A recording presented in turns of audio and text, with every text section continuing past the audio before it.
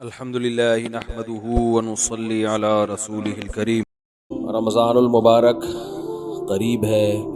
ارادہ کیا تھا کہ رمضان سے پہلے کے جو کام ہیں ان پر کچھ روشنی ڈالی جائے تاکہ رمضان آنے سے پہلے رمضان کی تیاری ہو جائے۔ کام سے پہلے کام کی تیاری ہوتی ہے۔ جب کوئی بہت اہم مہمان آنے والا ہوتا ہے تو اس کے آنے سے پہلے انتظام کیا جاتا ہے، اسے کہاں بٹھانا ہے، کہاں سلانا ہے، کہاں نہلانا ہے، واش روم کہاں ہے، کھلانا کیا ہے، کس طرح سے اس کو پروٹوکول آنے کے بعد نہیں ہوتا یہ کام۔ تو رمضان آنے سے پہلے اگر ہم اس کی تیاری کر لیں گے تو اس مہمان کی انشاءاللہ قدر ہوگی، اور عزت دار انسان کو اگر عزت دی جائے تو وہ اس کا بدلہ ضرور۔ دو قسم کے لوگ ہوتے ہیں نا، ایک احسان فراموش ہوتے ہیں اور ایک وہ ہوتے ہیں جو تھوڑے سے احسان کا بدلہ بھی بہت زیادہ دیتے ہیں۔ احسان فراموش، آپ احسان کرتے رہیں تو ان کی صحت پہ کوئی فرق نہیں پڑتا۔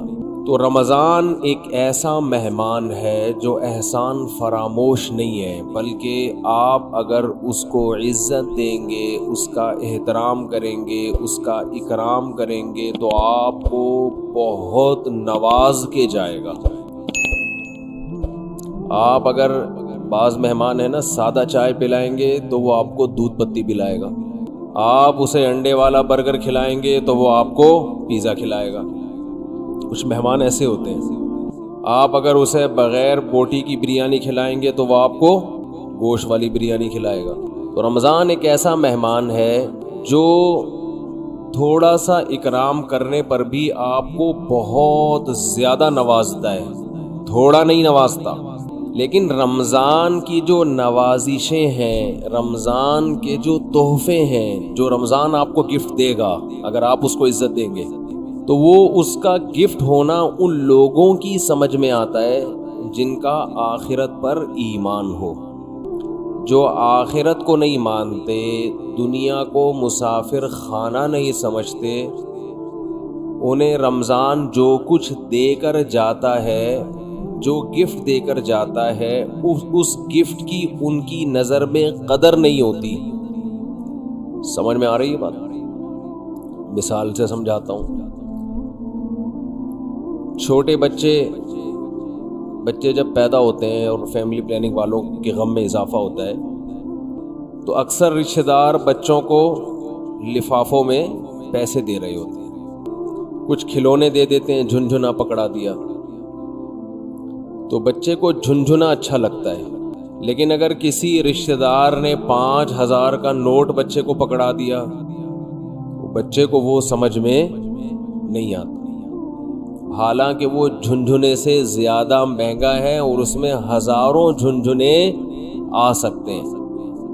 لیکن بچہ اپنی حماقت اور بے وقوفی کی بنیاد پر 1-2 روپے والی ٹافی کو تو قدر کی نظر سے دیکھتا ہے، وہ 5-5 ہزار کے نوٹوں کو قدر کی نظر سے، وہی بات جواب آنا چاہیے نا، وہ 5-5 ہزار کے نوٹوں کو قدر کی نظر سے نہیں دیکھتا، کہتے یہ تو ایسے ہی ہے، کھائے گا اس کو۔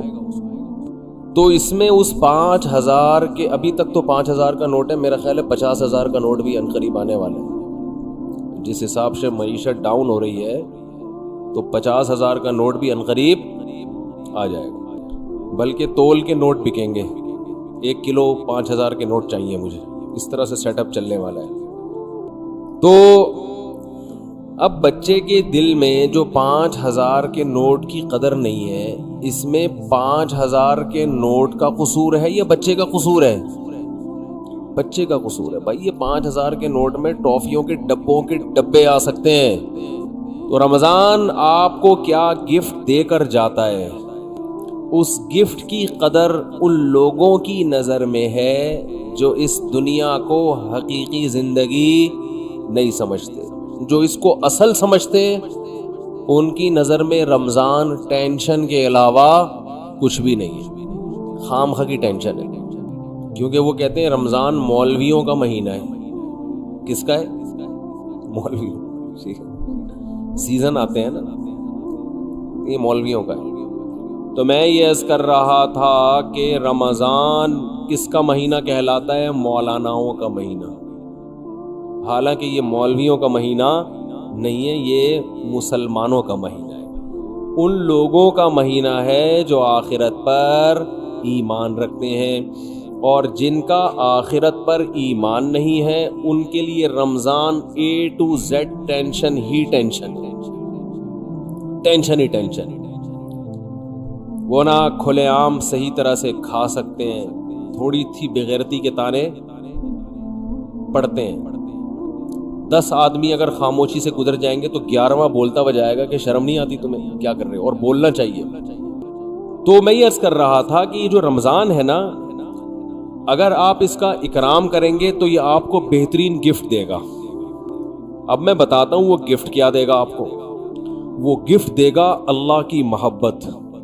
آپ کے دل میں اللہ کی محبت کی چنگاری پیدا کر دے گا. یہ دیکھو, انسان کو جو موٹیویشن ملتی ہے نا کسی بھی عمل کی, وہ یا تو کسی لالچ کی وجہ سے ملتی ہے یا کسی خوف کی وجہ سے. سمجھتے ہیں؟ آپ صبح صبح اٹھ کے آفس جاتے ہیں, مشکل کام ہے, دل تو نہیں چاہتا انسان کا اٹھے جائے, دل چاہتا ہے پڑا رہے, لیکن آپ جاتے ہیں. یہاں خوف بھی ہے اور لالچ, محبت, پیسے کی محبت. لالچ کو ہم محبت سے تعبیر کرتے ہیں, ذرا مہذب لفظ ہے. آپ جاتے ہیں, ایک محبت ہے پیسے سے, ہر انسان کی نیچر ہے کہ پیسے آئیں گے تو گٹکا بھی کھائیں گے, مسوار کا انتظام بھی ہوگا, پان کا انتظام بھی ہوگا, گھر میں راشن بھی ڈلے گا, بہت ساری چیزیں آئیں گی. اگر یہ محبت پیسے کی ختم ہو جائے تو آپ کو عمل پہ موٹیویشن نہیں ملے گی. بعض دفعہ خوف ہوتا ہے انسان کے دل میں. خوف کیا کرتا ہے کہ آپ کو یہ ڈر ہے کہ اگر میں آفس نہیں گیا, میں نے یہ کام نہیں کیا تو مجھے جاب سے نکال دیا جائے, میں غریب ہو جاؤں گا. یہ خوف ہے جو آپ کو ابھارتا ہے عمل پہ. ماہرین یہ کہتے ہیں کہ خوف سے بھی کام ہوتا ہے اور محبت میں بھی ہوتا ہے, لیکن خوف سے جو کام ہوتا ہے اس کام میں مزہ نہیں آتا, لہذا وہ کام زیادہ جاندار نہیں ہوتا. لیکن محبت کی وجہ سے جو کام ہوتا ہے وہ کام مزیدار بن جاتا ہے, کیونکہ آپ کی محبوب چیز آپ کو اس میں ملنے والی ہوتی ہے. سمجھ میں آ رہی ہے بات کہ نہیں آ رہی ہے؟ غزوہ احد میں صحابی رسول, غزوہ بدر میں ایک صحابی شریک نہیں ہو سکے. انہیں نہیں پتا تھا کہ میدان جنگ کا میدان قائم ہو جائے گا اور یہ ہوگا اور وہ ہوگا, انہیں نہیں پتا تھا. جب مسلمانوں کو فتح ہوئی تو انہوں نے منت مانی. منت ہوتی ہے نا, اللہ میرا یہ کام ہو جائے تو میں یہ کروں گا, میرا یہ کام ہو جائے تو میں یہ کروں گا. یہ واجب ہو جاتی ہے, اس لیے منتیں نہیں ماننی چاہیے. لوگ کہتے ہیں نا اللہ میرا فلاں کام ہو گیا تو میں اتنے روزے رکھوں گا, اتنا صدقہ کروں گا, وہ فرض ہو جائے گا آپ کے اوپر, اس لیے ویسے ہی دعا مانگ لیا کریں اللہ سے. بعض لوگ اتنی اونچی اونچی منتیں مان لیتے ہیں پھر ان سے پوری ہوتی نہیں ہے. تو اسلام میں الفاظ کی بہت ویلیو ہے, اور منت زبان سے ہوتی ہے, صرف دل میں ارادے سے نہیں ہوتی. اس کو عربی میں نظر کہتے ہیں, نظر, اردو میں منت. تو ان صحابی کو غزوہ بدر میں شرکت کا موقع نہیں ملا, تو انہوں نے منت مانی, نظر مانی کہ اے اللہ اگر دوبارہ کوئی میدان جہاد گرم ہوا تو میں ایسی بہادری سے لڑوں گا, لا یرین اللہ ما اصنع, اللہ دیکھے گا کہ میں کیا کرتا ہوں. بظاہر یہ تکبر والے الفاظ ہیں, بظاہر یہ الفاظ کیا ہیں؟ تکبر والے, کہ اللہ دیکھے گا کہ میں کیا کر کے دکھاتا ہوں. لیکن بعض جملے الفاظ کے اعتبار سے تکبر والے ہوتے ہیں, مگر حقیقت میں ایک ناز کی کیفیت ہوتی ہے. ناز کہ اللہ میں وہ کچھ کروں گا کہ تو بھی دیکھے, خوش ہو جائے گا, تو ایسا کر کے دکھاؤں گا بہادری. جب غزوہ احد میں مسلمانوں کے قدم اکھڑے ہیں, ان صحابی کو اللہ سے کیا ہوا وعدہ یاد آیا. کہ میں نے اللہ سے معاہدہ کیا تھا کہ اللہ میں ایسے بہادری کے جوہر دکھاؤں گا کہ تو دیکھے گا کہ میں کیا کر رہا ہوں. تو یہ کیا کر رہے تھے؟ کھجور کھا رہے تھے نا. تو کھجور کا تھیلا انہوں نے پھینکا اور انہوں نے کہا کہ جنت اتنی قریب ہے میرے اور کھجور کھانے کا وقت بہت طویل ہے, اتنا ٹائم لگے گا اس میں, تو بہت دیر ہو جائے گی. اور گئے میدان جنگ میں, بہادری سے لڑے, اتنی بہادری سے لڑے اور شہید ہوئے کہ انگلیوں کے پوروں سے, فنگر پرنٹ سے ان کی بہن نے ان کو پہچانے کہ میرے بھائی کی لاش ہے یہ. قرآن مجید کی آیتیں نازل ہوئیں, من المؤمنین رجال صدقوا ما عاہدوا اللہ علیہ فمنہم من قضى نحبہ ومنہم ینتظر. مومنین میں بعض ایسے بھی ہوتے ہیں کہ اللہ سے جب کوئی معاہدہ کر لیتے ہیں تو اس معاہدے کو پورا کر کے چھوڑتے ہیں, وہ انہی کے بارے میں نازل ہوئی. تو جب ان کو یقین تھا کہ جنت میرے سامنے ہے تو انہیں وہ کھجور تناول کرنا بھی مشکل لگا. یہ خوف کی وجہ سے نہیں لڑ رہے کہ اگر میں نہیں لڑا تو جہنم میں جاؤں گا, بلکہ کس کی لالچ میں لڑ رہے ہیں؟ جنت کی اور اللہ کی محبت میں لڑ رہے ہیں. تو انسان جب خوف کی بیس پہ کام کرتا ہے اس میں جان نہیں ہوتی, اور جب کسی محبت اور لالچ میں کام ہوتا ہے تو اس کام میں اس کی کوالٹی بہت شاندار ہوتی ہے. تو اللہ نے ہمیں رمضان کا جو مہینہ دیا, وہ مہینہ اگر آپ اس مہینے کا اکرام کریں گے تو وہ مہینہ آپ کے اندر اللہ کی محبت پیدا کر دے گا. اور جب انسان کے دل میں محبت پیدا ہوتی ہے تو محبوب کے حکم کو فالو کرنا مشکل نہیں اور آسان بھی نہیں, بلکہ مزیدار بن جاتا ہے. 3 درجات ہوتے ہیں نا, حکم کی اتباع کرنا مشکل, اور اس سے اوپر کیا ہے؟ مشکل ختم ہو گئی, نہ مزیدار ہے نہ مشکل ہے. لیکن اس سے اوپر کا درجہ کیا ہے کہ حکم پر عمل کرنا کیا بن گیا؟ مزیدار بن جائے گا. یہ کیفیت انسان کی ہو جاتی ہے. تو اگر آپ رمضان کا حقیقی معنوں میں اکرام کریں گے تو رمضان آپ کو اللہ کی محبت کا گفٹ دے کے جائے گا. وہ کیسے؟ زبان آج بہت خشک ہو رہی ہے, پانی نہیں ہے یا موسم میں شاید خشکی ہے, کچھ ایسا سیٹ اپ ہے, موسم میں خشکی ہے میرا خیال. تو رمضان جو ہے آپ کو اللہ کی محبت کا, جزاک اللہ, تو اللہ کی محبت کا گفٹ دے کے کیسے؟ انسان کی یہ نیچر ہے, یہ فطرت ہے کہ وہ جس کے لیے قربانی دیتا ہے نا, جس کے لیے, تبلیغ والے کہتے ہیں نا, جس چیز پہ جان مال اور وقت خرچ ہوتا ہے انسان کے دل میں اس کی ویلیو پیدا ہو جاتی ہے. ایک غریب آدمی جو رکشہ چلاتا ہو, سارا دن پسینہ بہاتا ہو, اس کو جو دہاڑی یا جو اجرت ملتی ہے اس اجرت کو وہ بڑی احتیاط سے خرچ کرتا ہے. اور ایک آدمی وہ ہے جس کے ابا کا انتقال ہوا اور 6 رکشے اس کو وراثت میں مل گئے. ایسا بھی ہوتا ہے نا, وہ ان رکشوں کی ایسی کی تیسی, باپ کا مال سمجھ کے لوگ کہتے ہیں نا اڑا رہا ہے, خود تو محنت کی نہیں, ابا سے وراثت میں ملا ہے, اڑا دیتا ہے انسان. تو ہمیں جو ایمان کی نعمت ملی ہے یہ وراثت میں ملی ہے, اس میں ہمارا خون پسینہ, بولو نا کیا ہو گیا, نہیں بہا. ابا چونکہ مسلمان تھے, اماں مسلمان تھی, اس وجہ سے ہم بھی کیا ہو گئے, تو ایک پسینہ نہیں بہا ہمارا, خون کا ایک قطرہ نہیں بہا, تو فری پھوکڑ میں ہمیں کیا مل گیا؟ حضرت بلال کو اسلام فری میں نہیں ملا. وہ جب مسلمان ہوئے گرم ریتوں پہ لٹایا گیا, ان کو سینے پہ بھاری بھرکم پتھر رکھے گئے. کیا اللہ نے کچھ لوگ کیسے خاندانی بنائے, وہ نظریات کو فالو کرتے ہیں, وہ کلچر کو فالو نہیں کرتے. حضرت بلال کو کیا مل رہا تھا اس میں؟ اچھی بلی زندگی گزر رہی تھی, غلام تھے وہ, تو حبشی لوگ غلام ہی ہوا کرتے تھے عربوں کے, کھانا پینا مل رہا تھا, ایک ٹینشن. تو بڑے بڑے پتھر سینے پہ رکھے جا رہے ہیں, گرم ریت پہ لٹایا جا رہا ہے, مگر نعرہ لگا رہے ہیں احد احد, خدا کیا ہے؟ ایک ہے, میں نہیں مانوں. کیسے ویژنری, کیسے نظریاتی. خباب ابن ارت رضی اللہ تعالی عنہ رسول اللہ صلی اللہ علیہ وسلم کے پاس آئے مکہ میں, وَهُوَ مُتَوَسِّدٌ لَهُ مُتَوَسِّدٌ بِبُرْدٍ لَهُ او کما قال, کہ آپ صلی اللہ علیہ وسلم کی چادر تھی، اس سے آپ صلی اللہ علیہ وسلم کوہنی پہ سر رکھ کے لیٹے ہوئے تھے۔ لوگ کہتے ہیں مسجد میں سونا منع ہے، ایسی ہمارے علم میں کوئی حدیث نہیں ہے، مسجد میں سونا جائز ہے۔ البتہ مسجد کو سرائے بنا لینا سونے کی جگہ، سارا محلے کو جہاں جگہ نہیں مل رہی تو کہاں کے سو رہا ہے مسجد میں، یہ غلط ہے۔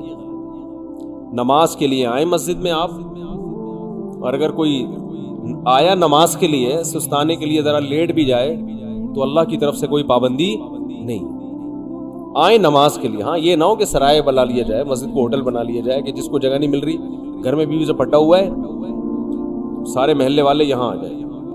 لیکن بذات خود جائز ہے مسجد میں سونا، اور اگر اکا دکا کبھی کوئی مسجد میں آ بھی جائے صرف سونے کے لیے تو بھی کوئی ناجائز نہیں ہے۔ ناجائز اس وقت ہوگا جب اس کو عام معمول لوگ بنا لیں۔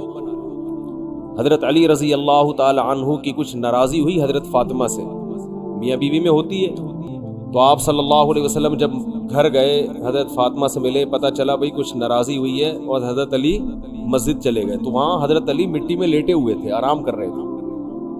اسی پہ آپ صلی اللہ علیہ وسلم نے فرمایا یا ابا تراب، اے مٹی والے۔ تو اسی کے بعد حضرت علی اپنی کنیت کیا کہتے تھے؟ ابو تراب۔ تو اس سے پتہ چلتا ہے کہ اگر کوئی مسجد میں آ کے لیٹ جائے تو اللہ کی طرف سے کوئی پابندی نہیں ہے، لیکن یہ ضرور ہے کہ لوگ اس کو ایسا نہ ہو کہ سارے محلے والے لیٹے ہوئے یا لیٹنے کی جگہ ہی بنا لی، کبھی کبھار ہو جاتا ہے انسان سے۔ مسجد والے بعض دفعہ بہت سختی کرتے ہیں۔ اب سفر میں جب ہم چلتے ہیں، نمازیں پڑھتے ہیں سفر کے دوران، بعض دفعہ انسان 2 رکعت پڑھی ظہر کی، تھوڑا سستانے کے لیے لیٹ گیا تو پھر ڈنڈا لے کے کھڑا ہوا ہوتا ہے، نکلو یہاں سے، پھر گالیاں بھی دے رہے ہوتے ہیں۔ وہی واقعہ پھر یاد آتا ہے مجھے، ایک آدمی کی بھینس مسجد میں آ گئی تو مولوی صاحب پکڑ کے ڈنڈے سے مارنے لگے، تو دیہاتی جس کی بھینس تھی وہ بھاگتا ہوا آیا، کہہ رہا ہے مولوی صاحب بے زبان جانور ہے، اس کو مار رہے ہو، کبھی مجھے دیکھا آپ نے مسجد میں؟ یہ تو بے عقل بے زبان ہے، غلطی سے مسجد میں آ گیا، اس کو کیوں مار رہے ہو؟ میں آؤں عقل مند ہوں، مجھے مارو تو سمجھ میں بھی آتا ہے، اس بیچارے کو کیوں مارو، اس کا کیا قصور ہے؟ تو ایسا مسجدوں کا ماحول بنا لیا کہ کوئی آئے نہیں مسجد میں، تو اتنی سختی نہ کریں۔ تو کہاں سے کہاں بات چلی جاتی ہے یار۔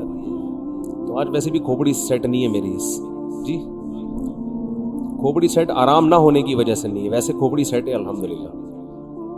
تو رمضان کی بات چل رہی تھی، ہاں میں یہ عرض کر رہا تھا کہ فری میں جو انسان کو چیز ملتی، ہمیں ایمان ملا ہے فری میں، ابا مسلمان اماں مسلمان تو ہم بھی مسلمان، سارے اڑوس پڑوس مسلمان ہیں، قدر نہیں ہے۔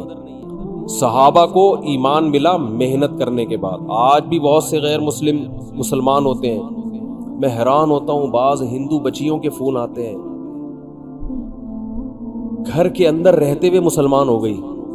ایک ہندو لڑکی کا 2-3 سال پرانی بات ہے، فون آیا، میرا خیال ہے 16-17 سال، یہ بچپنے ہی کی، مینٹلی تو انسان بچہ ہی ہوتا ہے اس وقت۔ اس نے اسلام قبول کیا، پورے رمضان کے روزے بھی گھر میں رکھے، کسی نے اس کو تبلیغ نہیں کی، نماز بھی چھپ چھپ کے گھر میں پڑھ رہی ہے، اور والدین اتنے سخت ہیں کہ اگر ان کو پتا چل گیا تو جان سے مار دیں گے، یہ خطرہ ہے۔ میں نے اس سے پوچھا، 2-3 سال پرانی بات ہے، میں نے پوچھا آپ کو کس نے تبلیغ کی؟ اس نے کہا میری یہ سمجھ میں نہیں آتا کہ ہمارے والدین پتھر کی بنی ہوئی مورتیوں کو کیوں پوجتے ہیں، ان میں کیا رکھا ہوا ہے؟ صبح مٹھائی رکھ کے جائیں گے، شام کو بھی وہ مٹھائی ویسی کی ویسی۔ جو بھگوان مٹھائی نہ کھا سکے وہ ہماری حاجت روائی مشکل کشائی کہاں سے کرے گا؟ اتنے بڑے بڑے عقل مندوں کو یہ بات سمجھ میں نہیں آ رہی، ایک 15-16 سال کی بچی کو یہ بات سمجھ میں آ گئی، اس کی کھوپڑی میں آ گئی یہ بات، کہہ رہی پھر میں نے ویڈیوز دیکھی یوٹیوب پہ علماء کی، اور وہ پھر اللہ نے اس کو ہدایت دی، تو وہ وہیں اس نے کلمہ پڑھا، وہیں مسلمان ہوئی، کسی کو نہیں بتایا کیونکہ مار دیں گے اس کو۔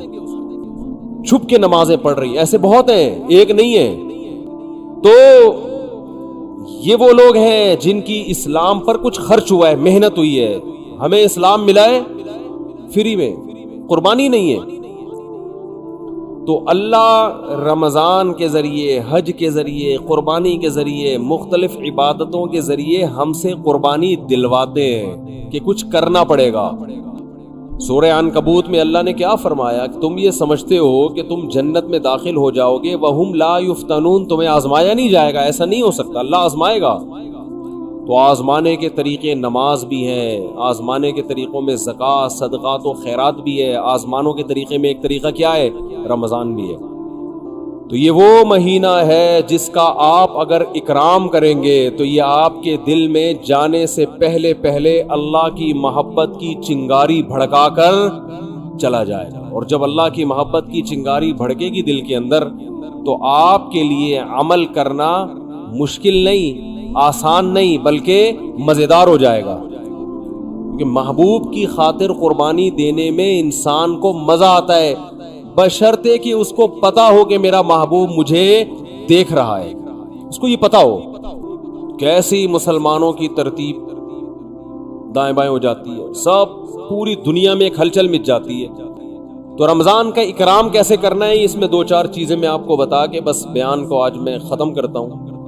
سب سے پہلا تو ہے فرض روزے۔ یہ تو رمضان تو رکن ہے نا، رمضان کے روزے۔ ابھی سے نیت کریں کہ رمضان کا ایک روزہ بھی قضا نہیں کرنا ہے، کچھ بھی ہو جائے۔ دیکھو جو سوچ کے روزے رکھتا ہے نا، اس کے لیے روزہ رکھنا مشکل ہے۔ جو نہ رکھنے کا آپشن ہی ختم کر دے، اس کو پتہ بھی نہیں چلتا پورا مہینہ گزر جاتا۔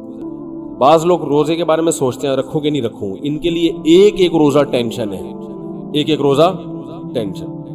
اور اگر آپ نے یہ عزم کر لیا کہ بھائی میں مسلمان ہوں، نو کا آپشن میرے پاس نہیں ہے، تو پتہ ہی نہیں چلتا۔ ویسے ایک روزہ رکھو کتنا مشکل کام ہے بھائی۔ ہم لوگوں سے کو بتاتے ہیں پیر اور جمعرات کا روزہ سنت ہے، اچھا خاصا ٹینشن ہوتی ہے کیونکہ سنت ہے نا، فرض تو نہیں ہے، رکھیں نہیں رکھیں ایک ٹینشن۔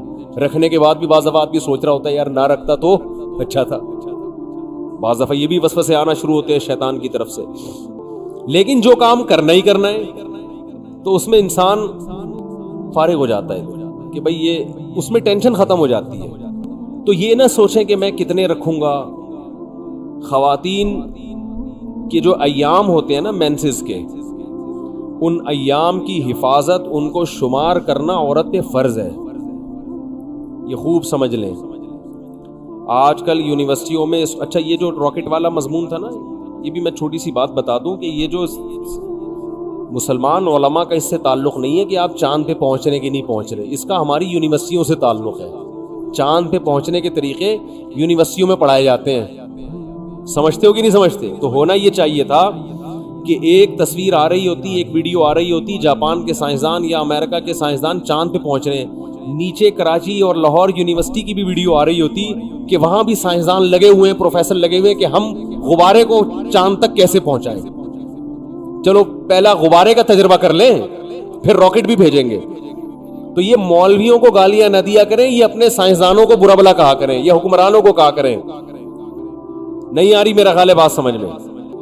یہ مولاناؤں کا ہیڈک نہیں ہے کہ چاند پہ جا رہے کہ نہیں جا رہے۔ اس کی مثال ایسے ہے کہ جیسے کوئی ابھی کرونا کی وبا پھیلی ہوئی ہے نا، کرونا کی وبا پھیلی ہوئی ہے، ڈاکٹر ایک ویڈیو آ رہی ہے جس میں ڈاکٹر ویکسین تیار کر رہے ہیں، دوسری ویڈیو آ رہی ہے جس میں کربلا کے واقعات بیان ہو رہے ہیں، تیسری ویڈیو آ رہی ہے کہ اس میں 4 شادیوں کا تذکرہ ہو رہا ہے، چوتھی آ رہی ہے۔ تو اب اس میں لوگ کہہ رہے ہیں مولانا لوگ دیکھو کیا کر رہے ہیں، ادھر وہ کرونا کی ویکسین تیار کر رہے ہیں اور ادھر مولانا لوگ کیا الٹی باتیں کر رہے ہیں۔ تو بھائی وہ جو ویڈیو، اس میں ایک ویڈیو ایسی بھی آنی چاہیے کہ ہمارے ڈاکٹر بیٹھے ہوئے ہیں کرونا کی ویکسین بنانے کے لیے، تو ہمارے ڈاکٹروں کی سرے سے کوئی ویڈیو آ ہی نہیں رہی ہے، تو پھر یہی ہوگا کہ کیلے کا رخ قبلے کی طرف ہے کہ نہیں ہے، پھر تو یہی ہوگا نا کچھ۔ بھائی فیس بک والے کو کچھ تو چلانا ہے نا ویورز بڑھانے کے لیے، تو اس کو ہمارے سائنسدان مل ہی نہیں رہے، کوئی دھماکے کرتے ہوئے، کوئی راکٹ بھیجتے ہوئے، تو پھر وہ 4 شادیوں کی ویڈیو چلائے گا اور کیا کرے گا وہ۔ تو یہ مولاناؤں کی ٹینشن نہیں ہے بھائی، یہ ہماری یونیورسٹیوں کا جو نظام تعلیم اور ہمارے حکمرانوں کی کرپشن، انہوں نے ملک کو کھنڈرات میں دھکیل دیا ہے۔ میں تو کہتا ہوں جو فیس بک پہ ویڈیوز ڈالتے ہیں نا، یہ نہ ڈالا کریں کہ کیلے کا رخ قبلے کی طرف ہے کہ نہیں ہے، کیونکہ لوگ کہتے ہیں یہ دیکھو کہ کس چیز میں لگے ہوئے۔ اصل ویڈیو یہ آنی چاہیے کہ ایک طرف آپ یہ دکھائیں کہ سائنٹسٹ خلائی سیارے بھیج رہے ہیں آسمان میں، وہاں سے چھلانگے مار رہے ہیں، دوسری طرف کراچی کے گٹر کے ڈھکنوں کی تصویریں آنی چاہیے، ڈھکن یہاں کیا ہوئے ہوئے ہیں، کھلے ہوئے ہیں، تیسری طرف گدھے گھوڑے کی لیدوں کی تصویریں آنی چاہیے، کچرے کے ڈھیر آنے چاہیے، چرسی آنے چاہیے پائپ کے اندر بیٹھے ہوئے، پھر اصل لبرل لوگوں کا اصل چہرہ آئے گا، کیونکہ یہ جو ملک ہے لبرل لوگوں کے ہاتھ میں, یہ مولاناؤں کے ہاتھ میں نہیں ہے. پھر آئے گا ایک طرف دیکھو سائنسدان راکٹ بھیج رہے ہیں وہاں پہ, اور ادھر کراچی میں گٹر کے ڈھکن لگانے کے لیے بھی حکومت تیار نہیں ہے. تو لوگ سائنسدانوں کا مولویوں سے مقابلہ کروا رہے ہیں, حالانکہ دونوں کی فیلڈ بالکل الگ الگ ہے. نہیں آ رہی میرا. تو آسمان میں خلائی سیارے بھیجنا مولویوں کی فیلڈ تھوڑی. مولوی موٹیویشن کرے گا, آپ کو موٹیویٹ کرے گا کہ سیارہ بھیجنے کے کیا اسلام میں فضائل ہیں, ٹھیک ہے نا, سائنسدان بننے کے کیا فضائل ہیں, ڈاکٹر بننے کے کیا فضائل ہیں, وہ مولانا بیان کرے گا. ہر چیز میں علماء کو برا بھلا کہتے ہیں لوگ. دوسری بات یہ کہ فیس بک اور یوٹیوب کی دنیا تو کھلی بھی ہے نا, بہت سے لوگ مولانا نہیں ہوتے, مولانا بن کے آئے ہوئے ہیں. تو آپ ہر ایک پر یہ ٹھپا لگا رہے ہیں مفتی ہیں. مفتی عبد القوی کو بھی لوگوں نے کیا بنا دیا, اتنے فون آئے میرے پاس, مفتی صاحب دیکھیں مفتی عبد القوی کیا کر رہے ہیں, یہ ہوتے ہیں مفتی. میں نے کہا بھائی اس پہ کہاں مفتی لگانے پر گورنمنٹ کی طرف سے کوئی پابندی نہیں ہے. کس نے بولا یہ مفتی ہے؟ کسی کو بھی اٹھا کے مفتی آصف زرداری صاحب کر دو آپ, پھر کہو دیکھو یہ مفتی لوگ کیا کیا کر رہے ہیں. مفتی کا ڈگری کوئی ہمارے ملک میں کوئی سسٹم نہیں ہے, پتھر اٹھاؤ مفتی نکلے گا نیچے سے. اور صرف یہ مفتیوں کے ساتھ نہیں ہو رہا, ڈاکٹروں میں بھی ایسے ہی ہے, جعلی سرٹیفکیٹ کے ڈاکٹر بھرے ہوئے ہیں.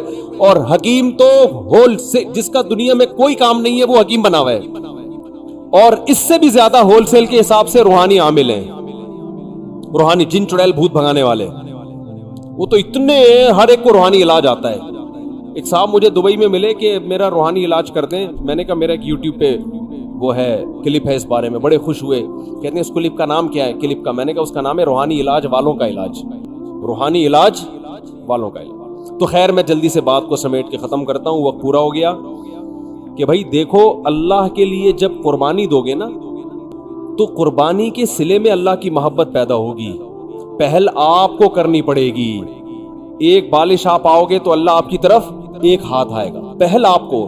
تو اس پہل میں آج یہ عزم کرے سب سے پہلے. میں خواتین کے کچھ بات عرض کر رہا تھا کہ اپنے جو ان کے مینسز کے ایام ہوتے ہیں ان کو عورت پر واجب ہے کہ وہ نوٹ کر کے رکھے, کیونکہ عادت سے اس کا تعلق ہے کہ جتنے دن کسی خاتون کی عادت ہے پھر اگلے مہینے اتنے دن تک وہ ایام شمار ہوں گے. یہ میں زیادہ ڈیپ میں نہیں جا رہا ابھی. تو بہت سی خواتین پاک ہو جاتی ہیں مگر روزہ چھوڑ دیتی ہیں, بہت سی ناپاک ہوتی ہیں مگر روزہ رکھتی ہیں. تو مسائل کا علم ہے ہی نہیں. بہشتی زیور ایک جامعۃ الرشید نے چھاپی ہے, آسان بہشتی زیور, تسہیل بہشتی زیور کے نام سے. وہ کتاب ہر گھر کی ضرورت ہے. اس میں بہت روز مرہ کے مسائل لکھے ہوئے. ہمارے اہل حدیث حضرات اس پہ اعتراضات کرتے ہیں, تو کسی مسئلے پر اعتراض کریں تو میرے سامنے لے کر آئیں. اس کو سمجھتے ہیں کہ نہیں سمجھتے؟ اعتراض کرنا آسان ہوتا ہے, گورنمنٹ کی طرف سے کوئی پابندی نہیں ہے. ابھی میرا وہ بات ہوئی تھی نا, مناظرہ لوگوں نے نام دے دیا, حالانکہ مناظرہ نہیں تھا. اس میں ہوا یہ تھا کہ وہ یہ بار بار کہہ رہے تھے تقلید یہ ہے تقلید وہ ہے. میں نے کہا آپ بیٹھیں پہلے مجھے بتائیں تو آپ کے ہاں تقلید کی ڈیفینیشن کیا ہے, تو میں پہلے لکھوں گا, پھر اگلی نشست میں ہم اس پہ کیا کریں گے, بحث کریں گے. کیونکہ ایسے ادھر ادھر باتیں کرنا بہت آسان ہوتا ہے. تو سامنے بیٹھ کے آپ مجھے ریٹن لکھ کے دیں, میں پہلے آپ کے دعوے کو سمجھوں گا آپ کا دعویٰ ہے کیا, پھر ہم اس پہ بحث کریں گے. تو محترم نے دعویٰ یہ بتایا کہ کسی کی کو بلا دلیل فالو کرنا کیا کہلاتا ہے, تقلید, اور یہ حرام ہے, ناجائز ہے. میں نے کہا کسی کی بھی تقلید و حرام ہے؟ انہوں نے کہا کسی کی بھی تقلید و حرام ہے. وہ موجود ہے, ریکارڈ ہے. تو میں نے ان سے کہا کہ اچھا کوئی تابعی اگر صحابی کی تقلید کرتا ہے, بغیر دلیل ان کی بات کو مانتا ہے, تو یہ بھی حرام ہے. اب وہ یہاں کی بات کو انہوں نے کیا شروع کر دیا, گھمانا. وہ کہہ رہے ہیں کہ وہ بھئی آپ نے خود ہی دعویٰ کیا, یا تو آپ دعوے سے رجوع کرو, میں تو موقع دے رہا ہوں آپ کو دعوے سے رجوع کرنے کا, میں کوئی بحث تھوڑی کر رہا ہوں آپ سے.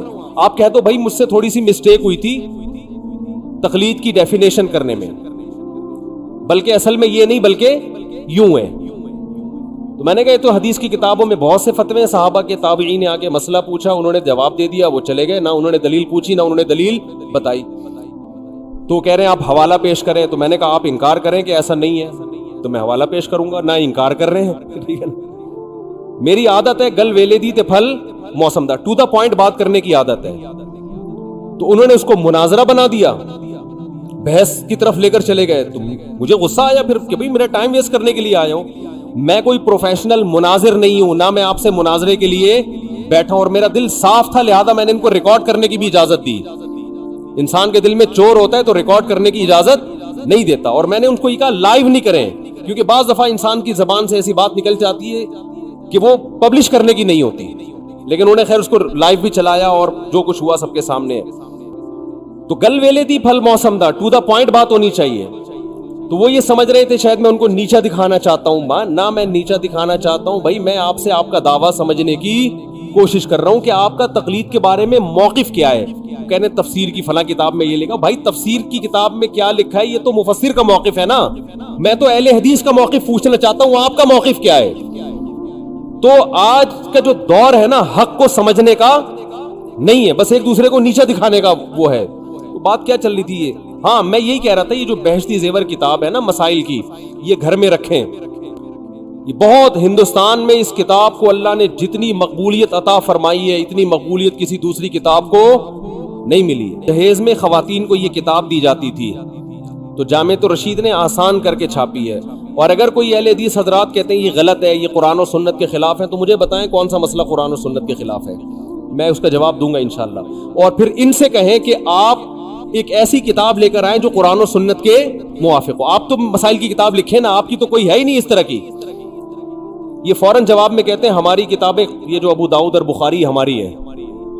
تو آپ بخاری اور ابو داؤد گھر میں رکھیں اور روز مرہ کے مسائل آپ اس سے نکالیں, آپ کو نہیں ملیں گے. تبھی تو علماء کتابیں لکھتے ہیں کہ آسان کر کے قرآن و سنت کی روشنی میں مسائل کا علم کو ایک جگہ جمع کر دیا جائے.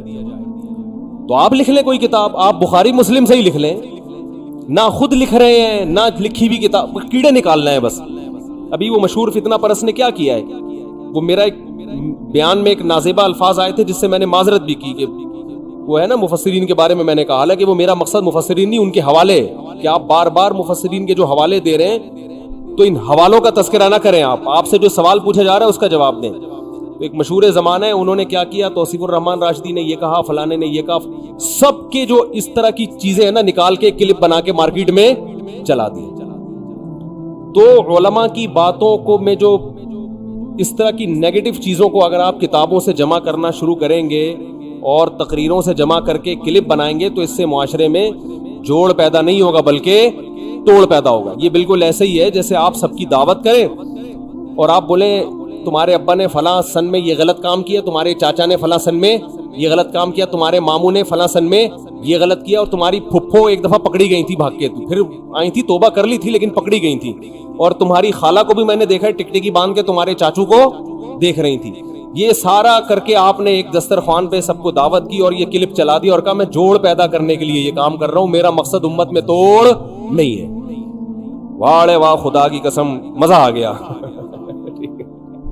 تو بعض لوگوں کا یہ کام ہے, فلاں بزرگ نے اپنی کتاب میں یہ لکھا, فلاں بزرگ نے اپنی کتاب میں یہ لکھا, فلاں بزرگ نے اپنی کتاب میں یہ لکھا, فلاں دیوبندی نے اپنی کتاب میں یہ, فلاں بریلوی نے تقریر میں یہ کہا, فلاں اہل حدیث نے تقریر میں یہ کہا, فلاں نے, اور وہ اتنا ملغوبہ بنا کے سب علماء سے لوگوں کو بدگمان کر کے کہا کہ میرا کام امت میں جوڑ پیدا کرنا ہے, میں فرقہ پرستی اور توڑ کو کبھی پنپنے نہیں دوں گا. خدا کی قسم اس سے بڑا لطیفہ دنیا میں کوئی ہو نہیں سکتا.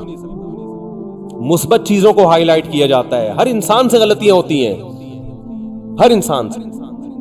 علماء اس بارے میں ایک اصول بیان کرتے ہیں کہ آدمی غلط ہو, آدمی غلط ہو, پھر اگر وہ صحیح بات بھی کرے تو اس کی وجہ سے متاثر مت ہو. جیسے غامدی صاحب نے اسلام کا بیڑا غرق کر دیا, دو چار اچھی باتیں بھی کرتے ہیں, وہ جنت جہنم کی بھی تھوڑی سی باتیں کر لیتے ہیں, لیکن ویسے پورا انہوں نے پردہ کے بھی دھجیاں اڑا دی, عدت کے حکام کی دھجیاں اڑا دی, داڑھی کا انکار کر دیا, اور پتہ نہیں کیا کیا. دو چار باتیں اچھی کر لیتے ہیں کہ اللہ کا وجود ہے, اللہ کی توحید ہے, ملحدوں کے خلاف تقریریں بھی ان کی ملتی ہیں.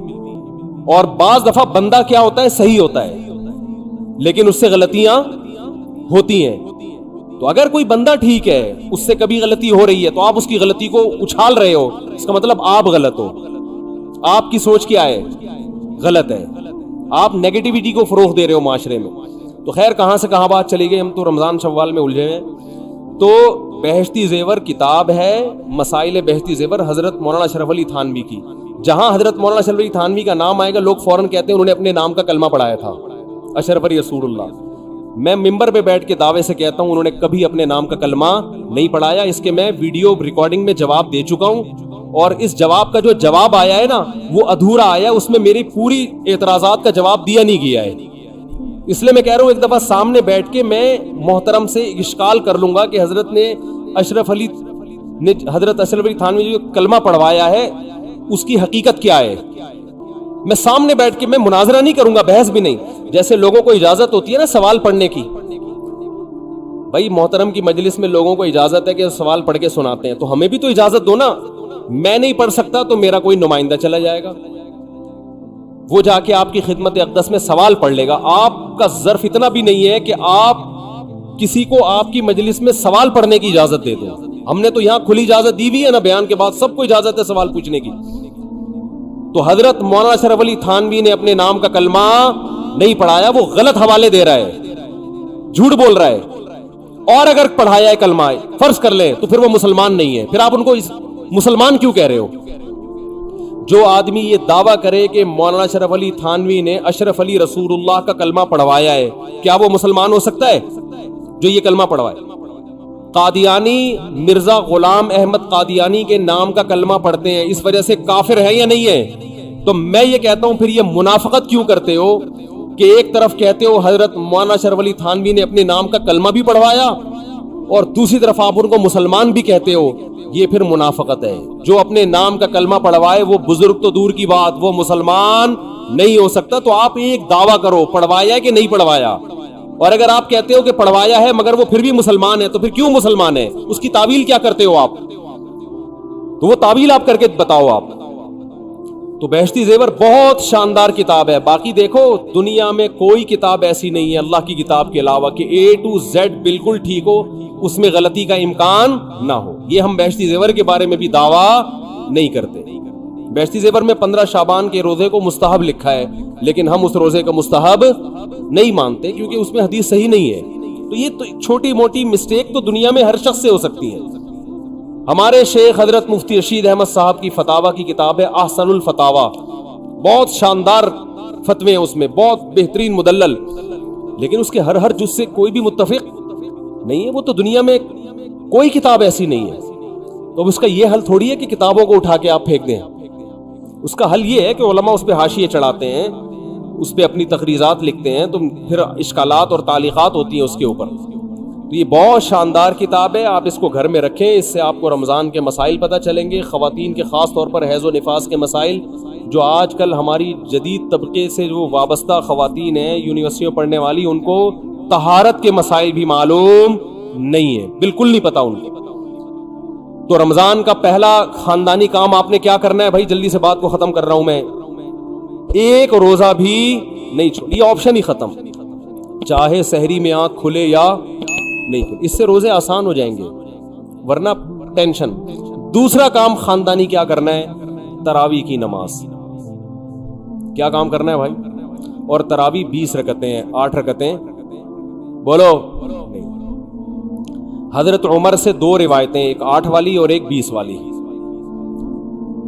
کہ حضرت عمر نے کتنی دیکھو نبی صلی اللہ علیہ وسلم نے تراویح کی کتنی رکعتیں پڑھی ہیں, کوئی بے غبار حدیث میں ہمیں اس کا تذکرہ نہیں ملتا. بس اتنا ہے کہ 3 دن پڑھی ہے, بس. کتنی پڑھی ہے ہمیں نہیں پتا. یہ ہمیں حضرت عمر کے عمل سے پتا چلتا ہے, کیونکہ حضرت عمر بدعتی بولو نہیں ہو سکتے, کیونکہ انہوں نے جب جماعت سے 20 رکعتیں پڑھائی ہیں حضرت عمر نے, تو اس کا مطلب نبی نے ان 3 دن میں کتنی پڑھی تھی. اور ایک ضعیف روایت میں اس کا تذکرہ بھی ہے کہ نبی نے 20 رکعتیں پڑھی ہیں. تو ضعیف روایت کی تائید جب خلفائے راشدین کے عمل سے ہو گئی تو وہ ضعیف بھی عملاً کیا بن گئی؟ صحیح بن گئی ہے وہ. تو حضرت عمر سے 2 ہیں, 8 بھی اور 20 بھی.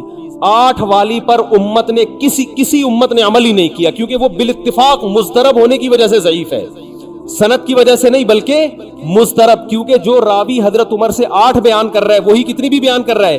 20 بیان کر رہا ہے. اور جب ہم صحابہ کے دور میں دیکھتے ہیں تو ہمیں سب جگہ 20 نظر آ رہی ہیں, 8 کہیں بھی نظر نہیں آ رہی. تو یہ کیسے ممکن ہے کہ حضرت عمر نے 8 شروع کی ہوں اور کوفہ, بصرہ, دمشق, شام, مصر سب جگہ 20 ہو رہی ہوں؟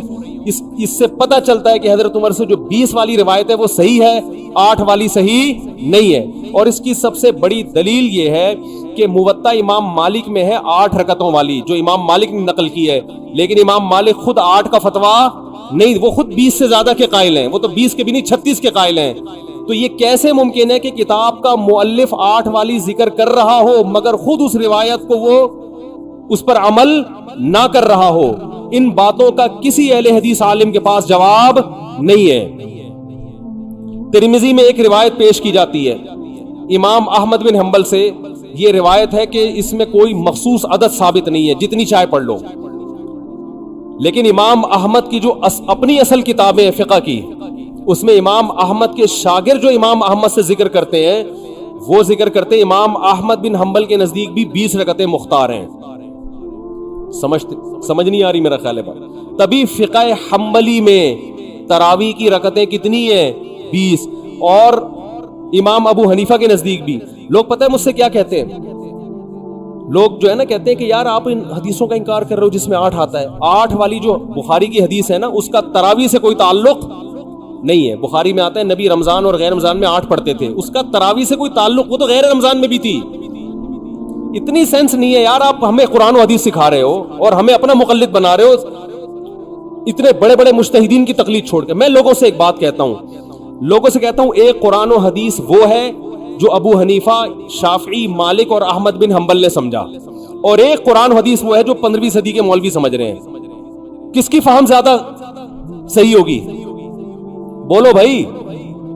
ایک قرآن وہ ہے جو انجینئر بیان کر رہا ہے حدیث، ایک حدیث کی تفصیل وہ ہے جو امام مالک بیان کر رہے ہیں، ابو حنیفہ بیان کر رہے ہیں جن کی 80 ہجری میں پیدائش ہوئی ہے، تابعین میں سے ہیں، جو امام شافعی بیان کر رہے ہیں. تم امام شافعی کو چھوڑ رہے ہو، تم امام ابو حنیفہ کو چھوڑ رہے ہو، تم امام مالک کو چھوڑ رہے ہو، تم احمد بن حنبل جیسے محدث اور فقیہ جو امام بخاری کے استاذوں میں ہیں ان کو چھوڑ کر فالو کس کو کر رہے ہو؟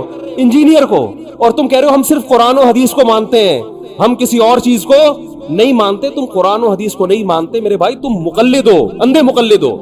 تم قرآن و حدیث کی اس تشریح کو مانتے ہو جو انجینئر کر رہا ہے، اس تشریح کو نہیں مانتے جو احمد بن حنبل کر رہے ہیں، جو ابو حنیفہ کر رہے ہیں، جو امام مالک کر رہے ہیں، جو امام شافعی کر رہے ہیں. یہ بڑے بڑے تابعین، تبع تابعین، مجتہدین جن کو پوری امت نے فالو کیا ہے. تو 8 رکعت کی جو موطا امام مالک کی حدیث ہے، اس 8 رکعت پہ امام مالک نے فتویٰ نہیں دیا. کیوں؟ اس لیے کہ وہ حدیث مضطرب ہے، اس میں راوی ایک بیان پہ ٹکتا نہیں ہے، کہیں 20 بیان کرتا ہے، کہیں 8. جب راوی کے بیان میں تضاد ہو تو حدیث مضطرب ہونے کی وجہ سے رد ہو جاتی ہے. اور میں آخری بات کر کے بیان کو ختم کرتا ہوں، یہ جو تراویح کا لفظ ہے یہ 8 رکعتوں پہ فٹ ہی نہیں بیٹھتا ہے. اس کا بھی میں جواب سوال کر رہا ہوں لیکن کوئی جواب نہیں دے رہا. دیکھو اپنی مرضی کے سوال بنا کے جواب دے دیا کرو تو لوگ واہ واہ کریں گے. آپ میرے ساتھ یہ ہو رہا ہے، میں جو بیانات میں اعتراض کرتا ہوں نا اس کا جواب نہیں مجھے ملتا، خود سے اعتراض بنا کے کیا کر دیا جاتا ہے جواب. جیسے میں نے بتایا تھا کہ حرم میں 4 مصلے تھے، حنفی، مالکی، شافعی، حنبلی، 4 مصلے تھے نا کئی سو سال تک، جو کہ نہیں ہونے چاہیے، ایک ہی ہونا چاہیے تھا مصلی. تو لوگوں نے اعتراض کیے 4 مصلے تھے حرم میں، یہ دیکھو کتنا غلط، یہ حنفی مالکی ایسے ہوتے ہیں. تو میرا سوال یہ تھا کہ 5واں کیوں نہیں تھا اس وقت؟ اس کا مطلب 5واں فرقہ وجود میں آیا ہی نہیں تھا، وہ اب پیدا ہوا ہے. وہ ٹھیک ہے 4 غلط تھے لیکن اس غلط کو بھی صحیح ان 4 میں سے ایک نہیں کیا ہے. سمجھ رہے ہیں کہ نہیں بھئی ایک امام ہونا چاہیے، 4 الگ الگ جماعتیں نہیں ہونی چاہیے. لیکن اس کا مطلب 700 سال تک امت یہ سمجھتی رہی کہ اہل سنت والجماعت کے 4 نمائندے ہیں، 4 مکتب فکر، 5واں کوئی تھا ہی نہیں، لہذا اس کا کوئی مصلی تھا ہی نہیں. تو سوال یہ تھا، لیکن جب سوال یہ پوچھا جائے تو ایسے جواب ملتا ہے کہ وہ سوال ہی پی جاتے ہیں. سوال یہ جواب یہ دیا کہ غلط ہو رہا تھا، یہ بدعت ہے، اور یہ بدعت ہے، یہ ناجائز ہے. تو ہم کب کہہ رہے ہیں کہ صحیح تھا بھائی وہ؟ لیکن یہ پوری دنیا میں نہیں ہو رہا تھا، یہ صرف حرم میں ہو رہا تھا. اور اس کو ختم بھی حنبلیوں نے کیا ہے کہ نہیں جی امام ایک ہونا چاہیے، سارے چاہے حنفی ہو شافعی ہو اس امام کے پیچھے نماز پڑھیں گے. سمجھ میں آ رہی ہے بات کہ نہیں آ رہی؟ تو سوال یہ تھا کہ 700 سال یا 400 سال تک امت کی نمائندگی ان 4 مکاتب فکر نے کی ہے حرم میں، 5ویں نے کوئی اپلیکیشن بھی نہیں دی. اس کا مطلب 5واں تھا ہی نہیں. اور جو آپ یہ مختلف الفاظ بیان کرتے ہو کہ امام احمد بن حنبل اہل حدیث تھے، فلاں میں اہل حدیث تھے، تو امام احمد بن حنبل اگر اس طرح کے اہل حدیث تھے تو پھر امام احمد بن حنبل کے فالوورز کو اہل حدیث کیوں نہیں کہا جاتا ہے, حنبلی کیوں کہا جاتا ہے؟ نہیں آ رہی بات میرا خیال. یہ ایسے ہی ہے جیسے جماعت المسلمین والے کہتے ہیں کہ ہم نبی کے دور سے ہیں, اور پھر بخاری میں دکھاتے ہیں جماعت المسلمین کے الفاظ. او بھائی یہ والی جماعت المسلمین نہیں تھی, یہ تو باقاعدہ آپ نے رجسٹر کروائی ہے 1975 میں. وہ جماعت المسلمین صحابہ کو جماعت المسلمین کہا گیا ہے.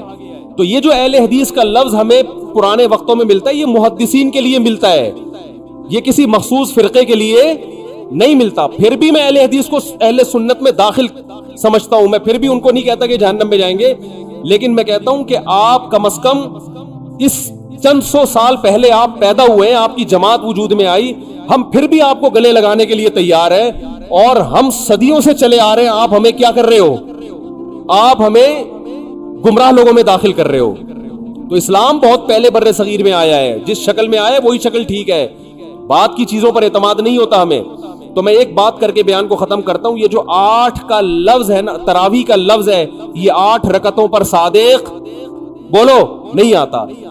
بہقی کی حدیث ہے اور بھی روایتیں اس بارے میں کہ اسلاف جب تراویح کی نماز پڑھا کرتے تھے, اسلاف سے مراد صحابہ تابعین, تو 4 رکعتوں کے بعد آرام کیا کرتے تھے. تو اس لیے 4 رکعت کو ترویحہ کہا گیا.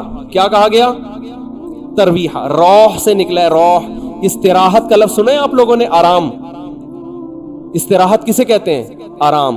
ترویح آرام دینا. راحت, راحت کا لفظ تو اور آسان ہے نا. ارے راحت کا لفظ نہیں سنا؟ راحت کسے کہتے ہیں؟ آپ کہہ رہے ہیں وہ اسے کہتے ہیں ہمارے محلے میں رہتی ہے. راحت کہتے ہیں آرام, ریسٹ. استراحت, راحت. روح یروح ترویحا, باب تفعیل میں جب جاتا ہے آرام دینا. تو ترویحتن, کیونکہ 4 رکعتوں کے بعد آرام کرتے تھے, تو ان 4 رکعتوں کو کیا کہا گیا؟ ایک ترویحہ, یعنی ریسٹ ہے اس کے بعد. اب ترویحہ کا جو لفظ ہے نا, 4 رکعتوں کے بعد کیا ہو رہا ہے؟ ریسٹ. اٹ از کالڈ ترویحہ. سب کو پتہ ہے 4 رکعتوں کو ترویحہ کہتے ہیں. 2 ترویحوں کو عربی میں کہیں گے ترویحتان. کیا کہیں گے؟ جیسے رجل کا معنی ایک آدمی, رجلان 2 آدمی.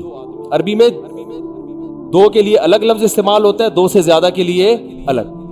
تو اگر یہ 8 رکعتیں ہوتی تو ان کو محدثین تراویح نہ کہتے بلکہ ترویحتان کہتے یا ترویحتین کہتے. کیا کہتے؟ 2 ترویحیں. اور ان کے بیچ میں ویسے بھی ریسٹ کی ضرورت پڑتی نہیں, ٹھیک ہے. 4 رکعت کے بعد امام بیٹھتا, بولتے چل بھائی آگے جلدی کر, جانا بھی ہے گھر میں ہم نے. تو ترویحتین کہتے, ان کو محدثین تراویح نہیں کہتے. اور تراویح کا لفظ ہے جمع. عربی میں جمع کم سے کم افراد کتنے ہوتے ہیں اس کے؟ 3. تو کم سے کم 12 رکعتیں ہونی چاہیے. لیکن تراویح بھی جمع کثرت ہے, جمع قلت. کثرت جمع اقصا کہتے ہیں جو بہت زیادہ جمع ہو. تو پتہ ہے 4 رکعتیں کافی زیادہ ہیں تو ان کو تراویح کہا جائے گا. 4 رکعتیں تھوڑی سی بھی ہو تو ان کو تراویح. 4 رکعتیں اگر 3 دفعہ آئیں گی تو اس کو بھی علی وجہ الکمال ہم پورے طور پر تراویح کا لفظ اس پہ صادق نہیں آئے گا. بات آ رہی ہے سمجھ میں کہ نہیں آ رہی ہے؟ سمجھ میں سب آ رہی ہے, لیکن گھننے بن جاتے ہیں, گھماتے ہیں. اب دیکھیں نا یوٹیوب پہ اس کا جو بیان آئے گا نا اس میں گھمایا ہوا ہوگا, اس میں گھمایا. یہ اپنی طرف سے نکالا ہوا ہے, اپنی طرف سے نہیں بھائی, بہقی کی حدیث ہے, مصنف ابن ابی شیبہ کی روایتیں ہیں, آپ دیکھ لو. اس میں لوگ کہتے ہیں حوالہ کیوں نہیں دیا مفتی صاحب نے. آپ انکار کرو, میں حوالہ دوں گا انشاءاللہ. آپ انکار کرو کہ ایسا نہیں ہے, ہم ٹائم بچا رہے ہیں اپنا. وہ مجھے کہہ رہے تھے نا اس بحث میں کہ مفتی صاحب آپ دلیل دو, جو دعویٰ کرے دلیل اس کے ذمے ہے. میں نے کہا دلیل اس کے ذمے اس وقت ہے جب سامنے والے دعوے کا انکار کرے. میں نے ستار بھائی کو میں نے کہا کہ ستار بھائی تم نے 1 لاکھ روپے لیے ہیں. ستار بھائی کہہ رہے ہیں نہیں, ہاں لیے ہیں. تو مجھے کیا ضرورت ہے میں گواہ پیش کروں کہ دلیل دوں؟ وہ مان رہا ہے. تو یہ سب مانتے ہیں. یہ تو علماء جس نے بھی حدیث کی کتابیں پڑھی ان کو پتا ہے کہ ترویح کا لفظ اس لیے لکھا ہوا ہے اس میں.